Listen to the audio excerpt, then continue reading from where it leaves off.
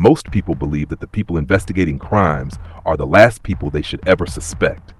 Detectives dedicate their lives to chasing murderers, thieves, and con artists. They wear the badge. They earn the community's trust. They spend years convincing everyone around them that they're the good guys. But what happens when the detective leading the investigation is actually the person everyone is looking for? This is the unbelievable story of a detective who spent years solving crimes by day while secretly committing them at night. A man who knew exactly how police investigations worked because he was the one teaching everyone else how to investigate. Every clue he left behind was carefully calculated. Every interview he conducted pushed suspicion farther away from himself. Every arrest made him look more like a hero, until one tiny mistake unraveled everything. It all began in the quiet city of Briar Falls, where Detective Michael Carter had built a nearly perfect reputation. For almost 15 years, he was known as one of the department's sharpest investigators. Young officers admired him. Prosecutors trusted him. Victims' families thanked him for never giving up on difficult cases. He wasn't flashy. He didn't chase television interviews. He simply had an uncanny ability to solve crimes that others couldn't. If there was a homicide with no witnesses, Carter somehow found the missing piece. If there was a burglary ring operating across the county, he always seemed one step ahead. His clearance rate was nearly double everyone else's, earning him awards, promotions, and endless praise from city officials. People called him the detective every criminal feared. Ironically, they were right, because the criminal every detective should have feared was Michael Carter himself. No one knew that behind the polished uniform was a man living a completely different life. It started small. Years earlier, while responding to a burglary, Carter discovered how easy it was to manipulate evidence. He realized officers weren't just trusted to collect evidence, they were trusted to interpret it. That meant someone with enough experience could subtly influence an investigation without anyone noticing. At first, he tested the limits. He pocketed cash from crime scenes that no one was counting. He logged expensive jewelry as missing before police arrival. He altered reports by changing a single sentence. Nothing ever came back to him. Every successful deception made him bolder. Soon, stealing from crime scenes wasn't enough. He wanted more. His first planned burglary targeted a wealthy businessman who had left town for 2 weeks. Carter knew the family would be gone because he'd responded to a previous alarm call at the same house months earlier. He also knew exactly how long patrol officers took to respond to alarms during overnight shifts. He disabled the security system in less than 3 minutes. He stole over $200,000 in cash, watches, and rare coins. Then he responded to the burglary himself the next morning. Standing inside the victim's living room, he carefully examined fingerprints that he already knew weren't his. He questioned neighbors with convincing concern. He promised the family he'd catch whoever did this. The victims thanked him for working so hard. He drove home with their valuables hidden beneath the trunk floor of his personal vehicle. That should have been enough. But criminals rarely stop after one success, especially criminals who believe they're smarter than everyone else. Over the next 5 years, an unusual crime pattern emerged across Briar Falls. Every victim seemed randomly selected. Some were wealthy, others were middle class. There were no obvious connections, no common suspects, no clear motive. The only thing investigators could never explain was why the burglar always seemed to know exactly when homes would be empty and exactly where valuables were hidden. It was almost as if someone had access to confidential police reports.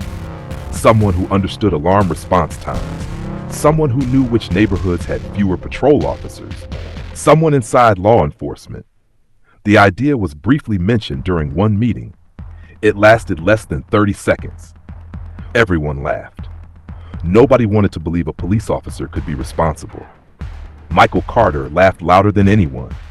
He even volunteered to investigate whether information was somehow leaking outside the department. Looking back, investigators would later describe that moment as the greatest deception of the entire case. Because while everyone searched for an outside suspect, Carter was sitting at the head of the conference table, directing every conversation. He controlled which leads were followed. He decided which evidence deserved testing. He approved search warrants. He assigned surveillance teams.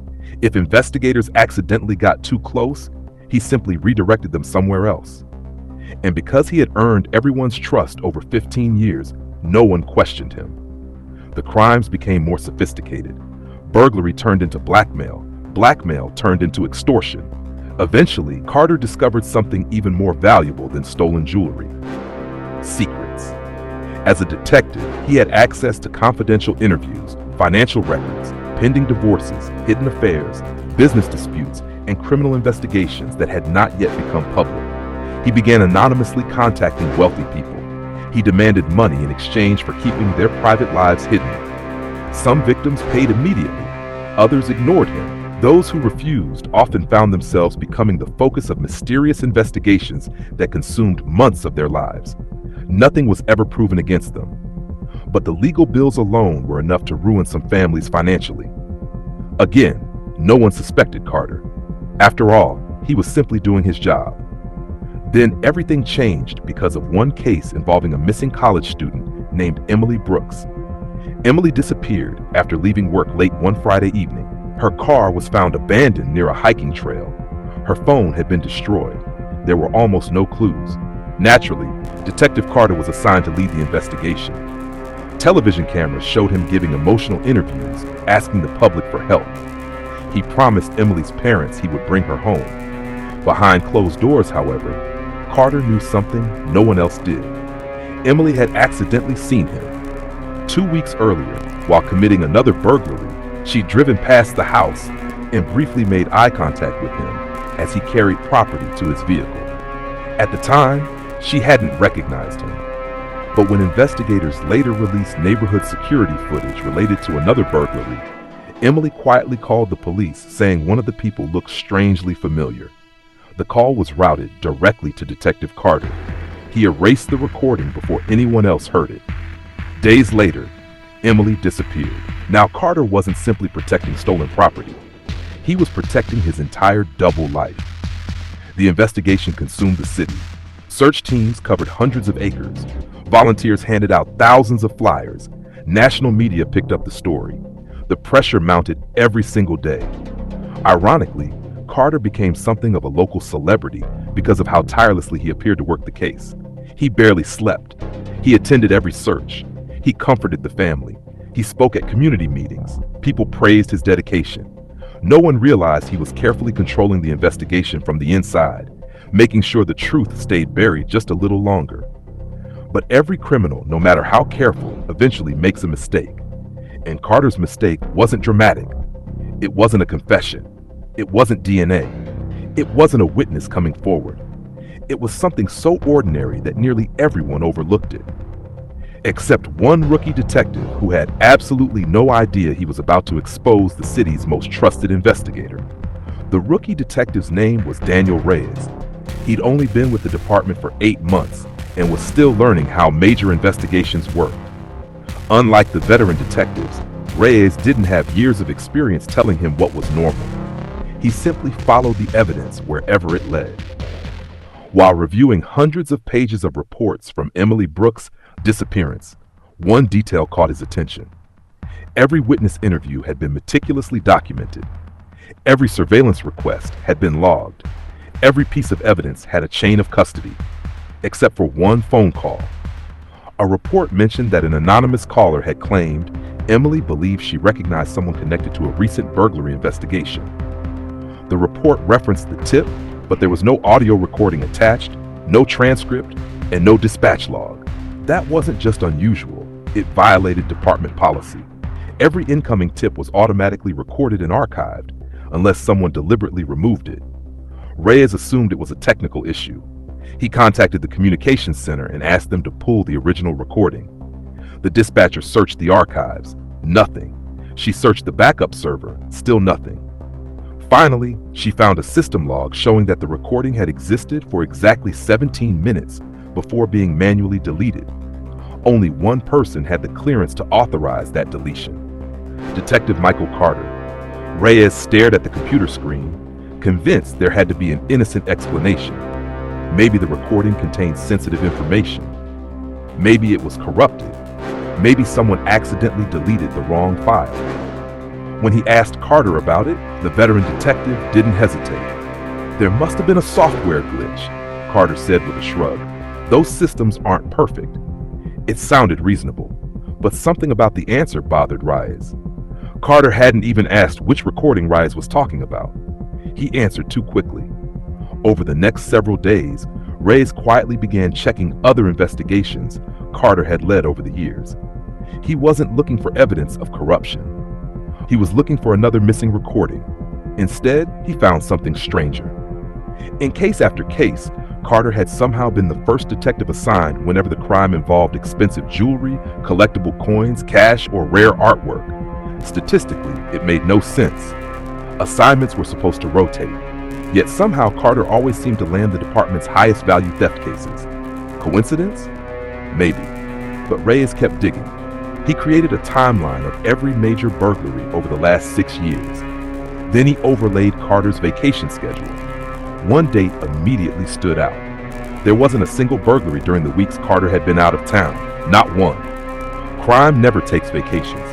Burglars don't stop because a detective is at the beach. Still, Reyes wasn't ready to accuse anyone. He brought the timeline to his supervisor.